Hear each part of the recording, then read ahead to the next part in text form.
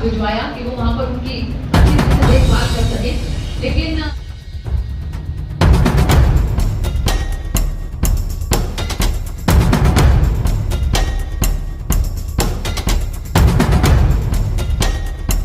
आज रतिया के बार में आए हो आप वकीलों से वोटों की अपील करने, कैसा लगा यहाँ ना? देखिए, ऐसा है कि जब मुझे सिरसा लोकसभा से यहाँ की जनता ने सांसद बना के भेजा था, तो मैंने उन 5 सालों के अंदर बहुत ईमानदारी के साथ और बहुत मेहनत के साथ काम किया। तो अब ये समय है उस फसल को काटने का। तो मैंने जो काम किए, अब मैं उसका मेहनताना मांगने के लिए इन लोगों के बीच में आई हूँ, और बहुत ही पेशेंटली, बड़े आराम से एक एक मेरी बात को सभी हमारे अधिवक्ता बंधुओं ने सुना, और उन्होंने मुझे विश्वास दिलाया है कि सभी अधिवक्ता बंधु जो हैं, पूरी की पूरी बार एसोसिएशन जो है वो भारतीय जनता पार्टी के साथ है, हमारे साथ है, और हमें यहाँ से जिताकर वो विधानसभा में भेजने का काम करेगी। और उन्होंने मुझे वो भी समय याद दिलाया कि जब लोकसभा के अंदर वो सब लोग पार्लियामेंट के दर्शन करने के लिए आए थे, और वहां पर भी जो है मैंने सबको कोशिश की थी कि सबको मैं पार्लियामेंट दिखा सकूं।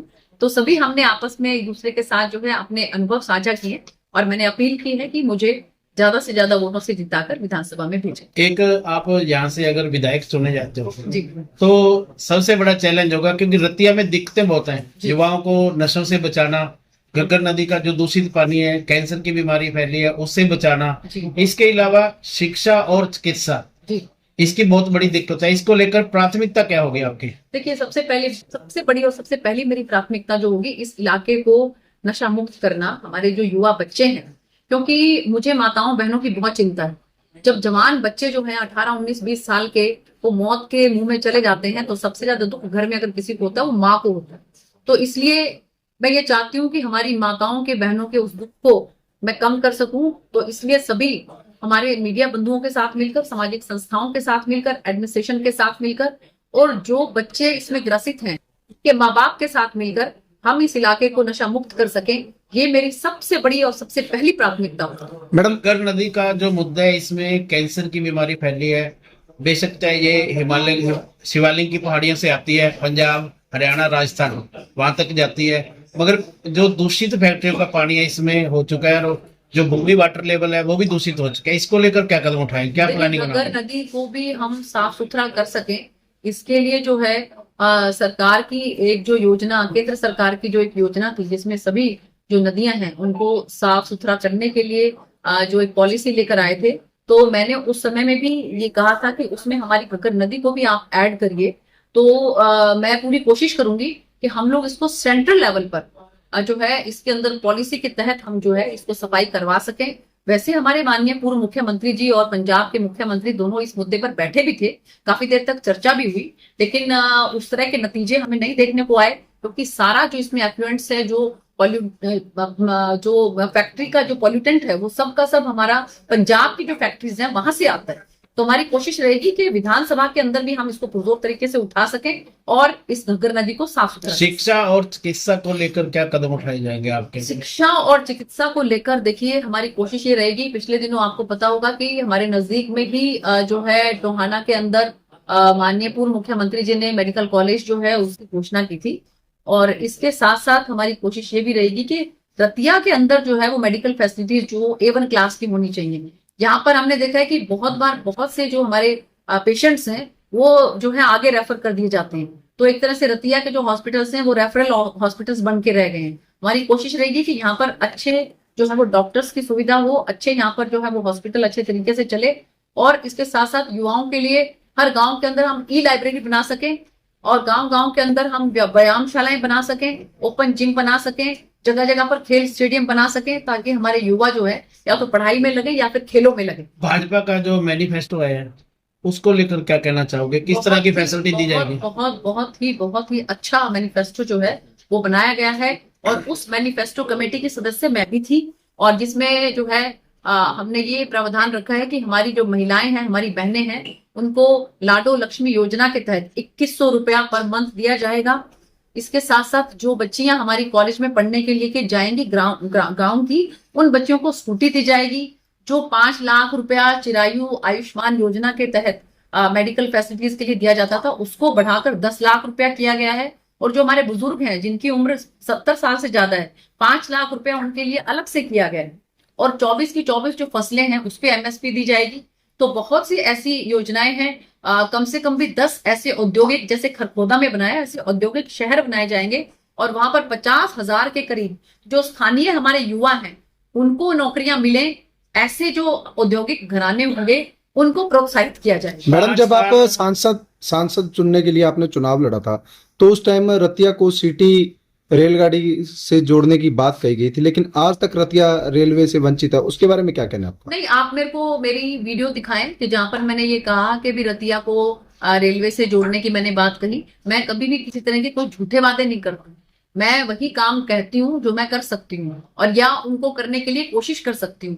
ये मैं फिर भी ये बात कहती हूँ कि अगर कहीं कोई ऐसा टेक्निकली कोई दिक्कत ना आई तो हम बिल्कुल पता करेंगे कि किस तरीके से जो है, क्योंकि फतेहाबाद के बारे में भी ऐसी बात पहले कह के गए थे कि फतेहाबाद के अंदर रेल की सिटी बजेगी। और मैंने जब पता किया टेक्निकली तो उन्होंने बताया कि 15 किलोमीटर की दूरी पर भट्टू है, पैरेलल सिर्फ 15 किलोमीटर की दूरी पर लाइनें जो है वो उसका प्रावधान नहीं है बिछने का। तो जो चीज टेक्निकली पॉसिबल ही नहीं है तो हम इस तरह के वादे क्यों करें जनता के साथ कि उनको बाद में ये लगा कि हमारे साथ धोखा हो रहा है। फिर भी मैं आपको ये बात बताती हूँ कि पूरा टेक्निकली देख के, ग्राउंड वर्क चेक करके, जहां कहीं पर भी किसी तरह का कोई ऐसा हमें नजर आया कि रतिया और फतेहाबाद इनकी कोई कनेक्टिविटी जो है रेलवे के थ्रू हो सकती है तो हम जरूर करवाएं। 5 साल आप सांसद रहे हैं मैडम जी। कोई 3 ऐसे बड़े काम बताइए जो आपने किए हो 5 साल के दौरान। 5 साल के अंदर 3 तो नहीं, मैंने तो अभी, अगर आपने मेरा पूरा स्पीच यहाँ पर सुना हो तो मुझे लगता है कि मैंने तो काफी ज्यादा तीन बड़े कामों में मैं आपको बताऊं कि जो हमारे रेलवे स्टेशन जो हैं उनको हमने 5 अमृत रेलवे स्टेशन जो है हमने बनाने का काम किया है। सिरसा, डबवाली, कालांवाली, भट्टू और नरवाना।